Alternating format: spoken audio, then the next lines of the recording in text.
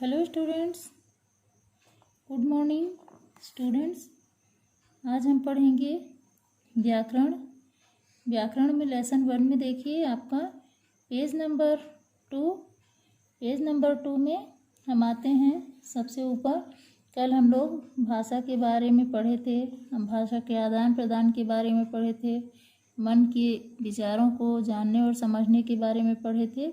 अब चलिए उसके आगे का देखते हैं। कभी कभी हम संकेत द्वारा भी अपनी बात कहते हैं, परंतु इसे भाषा का रूप नहीं माना जाता। अतः कभी कभी स्टूडेंट्स क्या करते हैं,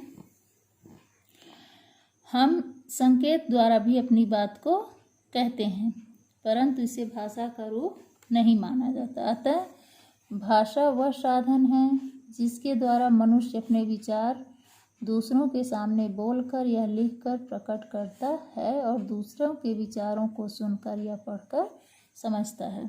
स्टूडेंट्स, भाषा वह साधन है जिसको मनुष्य अपने विचार, अपने मन में जो भी बातें रहती हैं, जो भी विचार हैं, वो बोलकर या लिखकर दूसरों के सामने हम प्रकट करते हैं और दूसरे के विचारों को हम सुनकर या पढ़कर समझते हैं।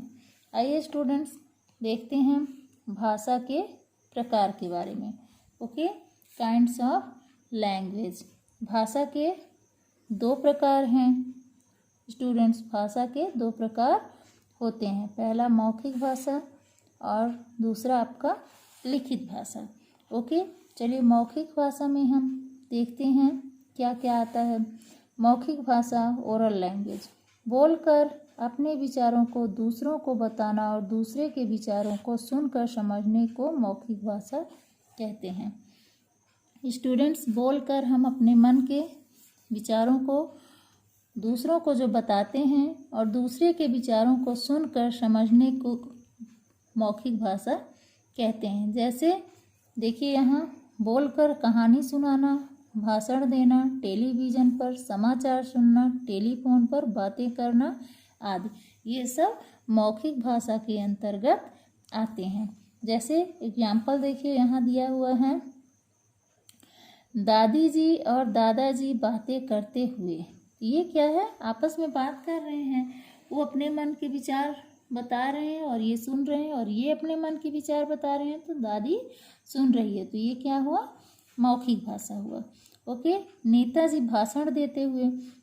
स्टूडेंट्स, जब कोई नेता या मंत्री आता है और वहाँ पर आप लोगों के या आप लोग खुद सुनने जाते हो पेरेंट्स लोगों के साथ, या पेरेंट्स लोग जाते हैं, तो नेताजी का जो भाषण होता है वो भी क्या होता है, मौखिक भाषा के अंतर्गत आता है। उसे हम क्या करते हैं, सुनते हैं, और नेताजी अपने मन के विचार को बोलते हैं, तो वो भी मौखिक भाषा के अंतर्गत ही आता है। और नेक्स्ट देखिए, जैसे टेलीविज़न पर एक आदमी और एक महिला समाचार सुनते हुए। तो टेलीविज़न पर जैसे जो न्यूज़ आता है, समाचार आता है, उसे जो हम सुनते हैं स्टूडेंट्स, तो वो भी मौखिक भाषा के अंतर्गत आता है। ओके, बोलना तथा सुनना, बोलना और सुनना मौखिक भाषा के 2 रूप हैं।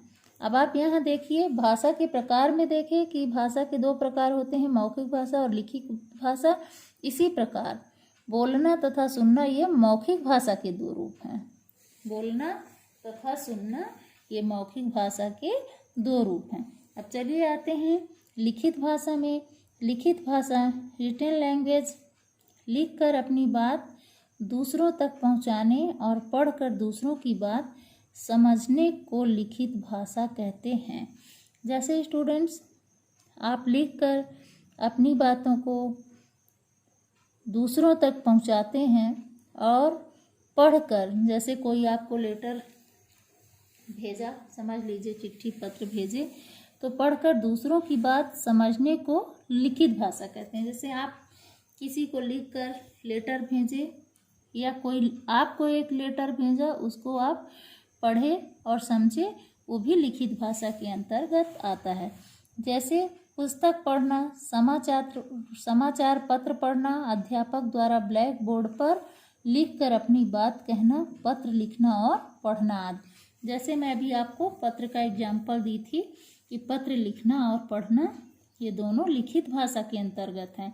पुस्तक पढ़ना भी, जैसे मैं अभी पुस्तक पढ़ रही हूँ। समाचार पत्र पढ़ना मतलब अखबार पढ़ना। और अध्यापक द्वारा ब्लैक बोर्ड पर लिखकर अपनी बात कहना, ये सब क्या हैं, लिखित भाषा के अंतर्गत आते हैं। ये सब लिखित भाषा के उदाहरण हैं। चलिए देखते हैं, कुछ पिक्चर्स बने हुए हैं। यहाँ पर देखिए, समाचार पत्र पढ़ते हुए दादाजी। समाचार पत्र मतलब अखबार पढ़ते हुए दादाजी, तो ये हमारा क्या हुआ, लिखित भाषा हुआ। ब्लैक बोर्ड पर लिखता हुआ अध्यापक, तो ये भी हमारा क्या हुआ, लिखित भाषा हुआ। पत्र लिखता हुआ लड़का, ये भी हमारा क्या हुआ, ये भी लिखित भाषा हुआ।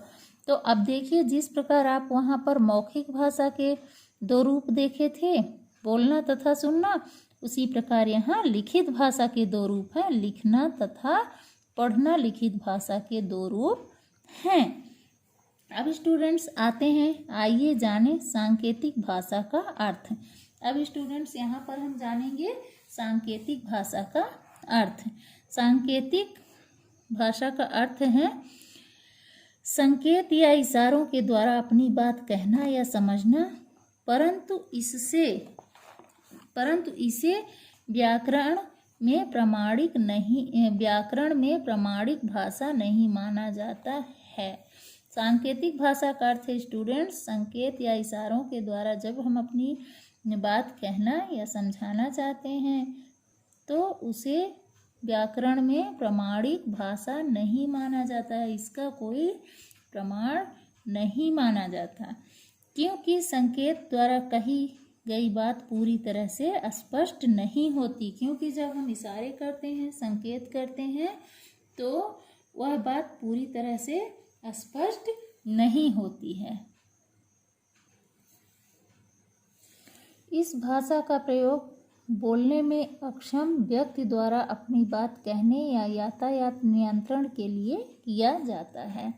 इस भाषा का प्रयोग स्टूडेंट्स वो लोग करते हैं जो सक्षम नहीं होते हैं, बोलने में अक्षम रहते हैं, उन व्यक्तियों के द्वारा अपनी बात कहने या तो ट्रैफिक पुलिस यातायात नियंत्रण के लिए किया जाता है। जैसे यहाँ पर देखिए, बस यहाँ तक समझाऊंगी, इसको नेक्स्ट क्लास में पढ़ेंगे। लाल बत्ती पर यातायात को नियंत्रित करते हुए यातायात पुलिस। यहाँ पर देखिए, आप लोग पिक्चर में इतना समझ सकते हैं या नहीं समझ सकते, लेकिन जब आप लोग शहर की ओर जाते हैं तो चांदनी चौक में देखा करिए, वहाँ पर ट्रैफिक पुलिस भी रहती है और आपका येलो ग्रीन रेड सिग्नल भी रहता है। ये यातायात को नियंत्रित करते हुए वहाँ यातायात पुलिस जो है रहती है, तो वहाँ से भी आप समझ सकते हैं। देखिए, रेड येलो ग्रीन यहाँ पर दी गई हुई है ना, इसी प्रकार वहाँ पर भी आप लोग देखोगे तो समझोगे कि लाल बत्ती पर यातायात को नियंत्रित करते हुए यातायात पुलिस। तो ये हमारे क्या हैं, सांकेतिक भाषा के उदाहरण हैं। जैसे लाल बत्ती जब वहाँ जलती है तो स्टूडेंट्स वहाँ पर जब आप जाओगे तो देखना, जब लाल बत्ती हो जाती है, वो सिग्नल दिखता है, तो हम क्या करते हैं, रुक जाते हैं, है ना। और जब येलो बत्ती का सिग्नल दिखता है तो हम तैयार होते हैं कि अभी ग्रीन बत्ती जलने वाली है और हम यहाँ से निकलेंगे, चलेंगे। तो वहाँ पर जब आप लोग जाते हो तो आप लोग देखा करो, ट्रैफिक पुलिस रहती है और ये सिग्नल भी वहाँ पर आपको चांदनी चौक में दिखेगा, उससे भी आप लोग बहुत अच्छे से समझ सकते हो। वो आप लोगों का क्या रहेगा, सामने का देखी हुई चीज़ रहेगी।